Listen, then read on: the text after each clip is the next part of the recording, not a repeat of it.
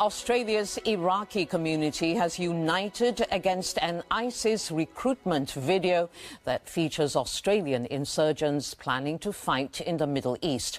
They support the federal government cancelling passports of any citizen engaging in insurgency overseas.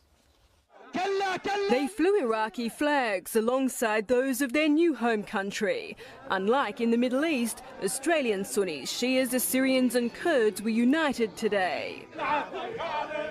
If their faces didn't demonstrate a loathing of ISIS, signs and voices couldn't be mistaken. IS is the biggest terrorist. This is not how Allah wants us to live or how we are brought up to live.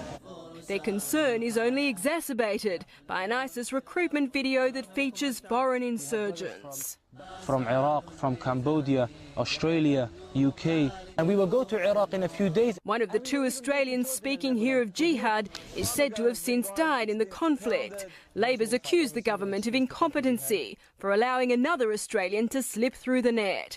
Convicted of terrorism offences, Khalid Sharoof is reportedly this armed man pictured with slain Iraqis. Who was on a no-fly list, left this country last year on his own brother's passport. The government's cancelled a number of passports following advice about 150 Australians fighting overseas. It's very alarming because we understand that very soon some of them will start coming back to Australia to try to do something in Australia. But there's also concern about radicalised Muslims who are still here.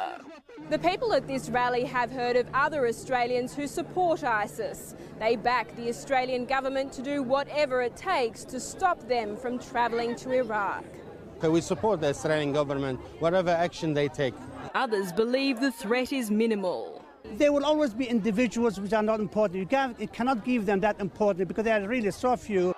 This, he says, is the majority view and hopes it will eventually prevail in Iraq. Marian Ives, SBS World News.